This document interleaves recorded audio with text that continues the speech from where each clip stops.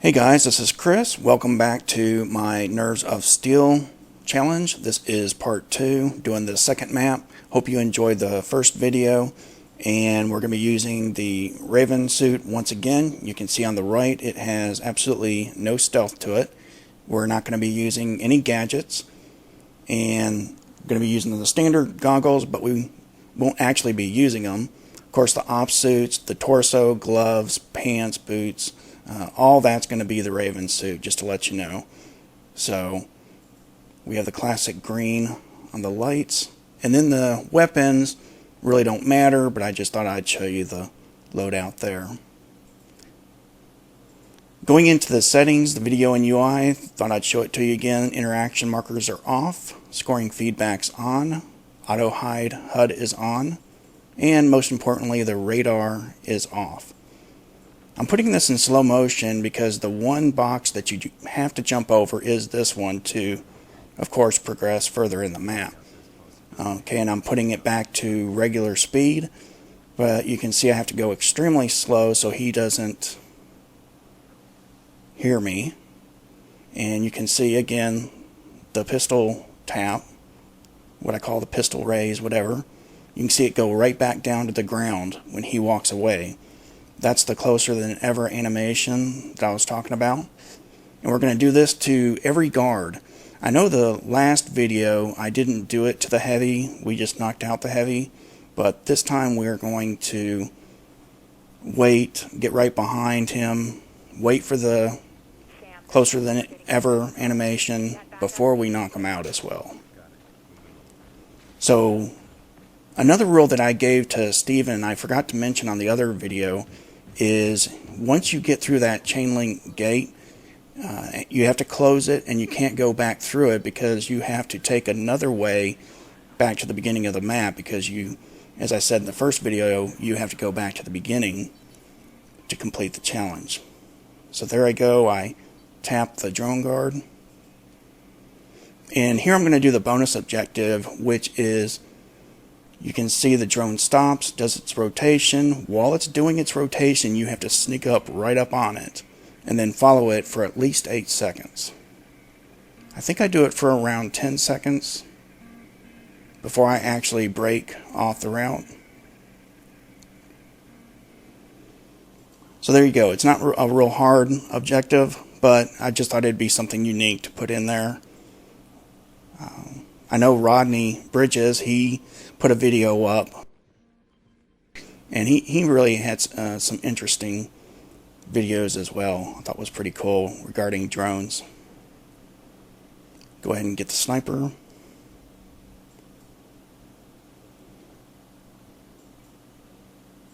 Another thing I really wanted to do was to go on both sides of this ship just to get kind of the full effect. The drone can see you in the hallway, and if you're not really careful here, you can see I got a little bit of a white warning, but if you take too long there, he'll see you and send the drone that's right there, he'll send that after you. And this guard is actually really tough to get, and you have to be in the perfect place, like right there, in order for that drone not to, you'll get some white indicators, but he's a very hard guard to get because he does a lot of looking around and stretching and all that. So you'll have fun getting him, but he's the guard that talks to the heavy that you're going to want to KO. And that's why I took him out right there. Because I didn't want him downstairs with the heavy. What this does is he's going to go further up on the boat, to the back of the boat. What this does is it gives me a lot of time to deal with this drone in here, as well as plenty of room to get the heavy and place him where I want. And actually get out of there before he comes back. You can see I can wait and take my time, wait for the drone to completely get out of the area. I'm going to follow this heavy. You can see the drones exiting the the boat, and get behind the heavy, wait for the pistol tap, grab them, take them over. The drone actually comes over and comes in this area, but the way I'm placing them behind the box, he won't see them. And also when that guard comes out in the middle, he won't see him either. And then I just take that little shortcut. That one guard that I was talking about that's who I got the white indicator from. So he was actually coming right back down, so that was kind of a tight window there.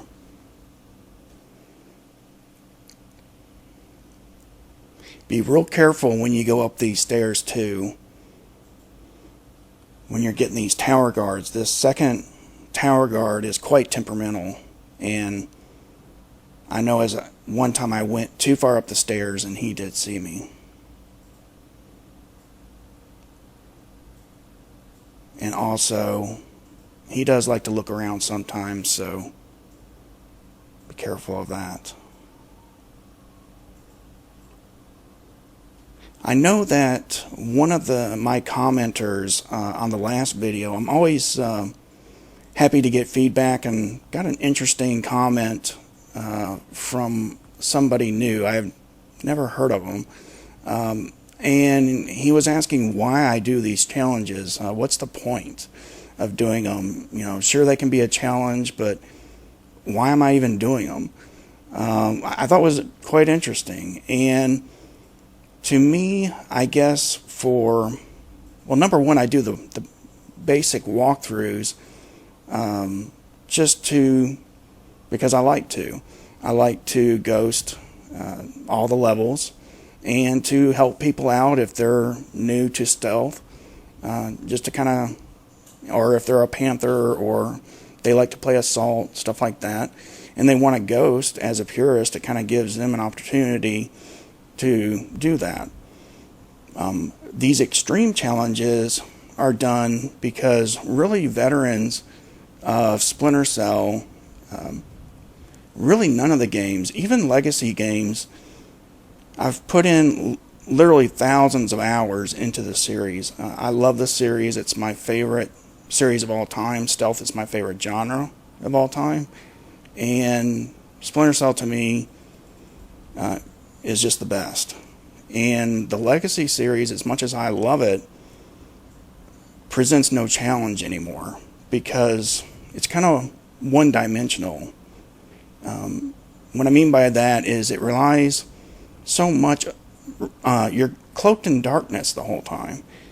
What this game does is you can't go by that alone. You really have to have a better stealth skill than that. You have to work off line of sight and all that. And I love doing that. And sure, it may be tough at first, but I got to where I could master it. And it made me a better stealth player. But even with that, I think Conviction really taught me that. But the extreme challenges, putting so much time into these, again, it makes the game fresh. It makes it unique. And from other comments that I've gotten, it seems others enjoy it too. And I've had quite a few people take these challenges, especially my Ultimate Stealth Challenge, which is an infiltration. It's in infiltration mode in Conviction, and that's by far the hardest challenge I've ever created. And a lot of veterans have tried it, and they've said they liked it. It hasn't been completed by anybody, but they said they have liked it, and it's been a challenge. So I guess that's why I do it, just to make it fresh and to make it interesting. So this is a perfect example of when I said the timings in the first videos, when I said what I like about what they did in Conviction and carried over in Blacklist, the guard rotations and the timings can be different every time. And this guard is usually, during this rotation anyway, is usually in the tent. And he was, as you can tell, nowhere near it. And when I got those kind of white warnings, I was going to do this video over. And I thought, you know what, I'm going to go ahead and keep that in there to kind of show you how far off that guard was. Because I thought that's a perfect example to show you guys.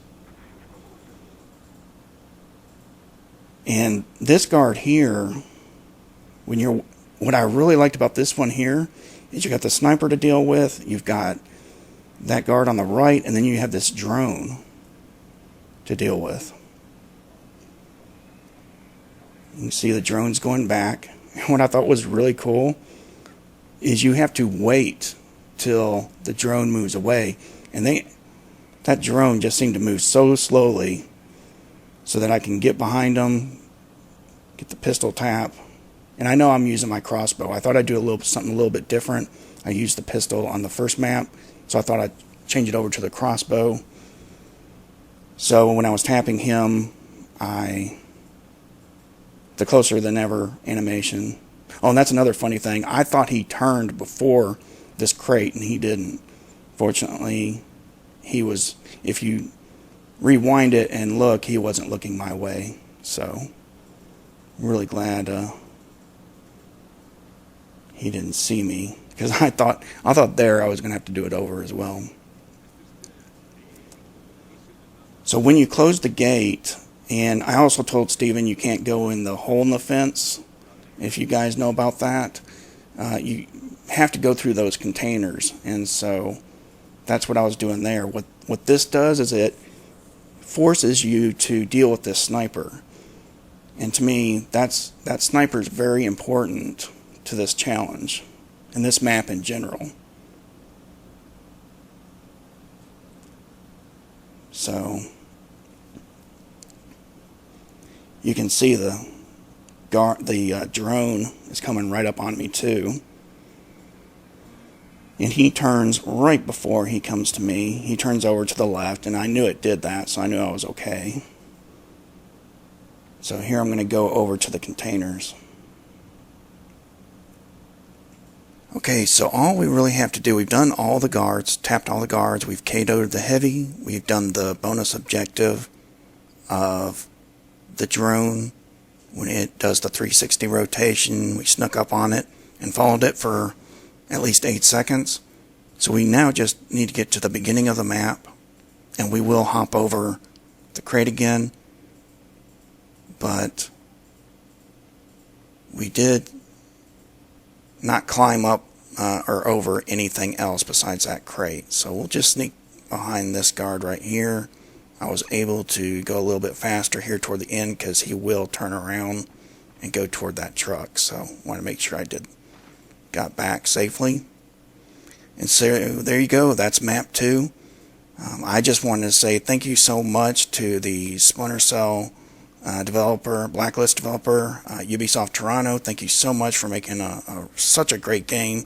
It has such great variety of gameplay, environments.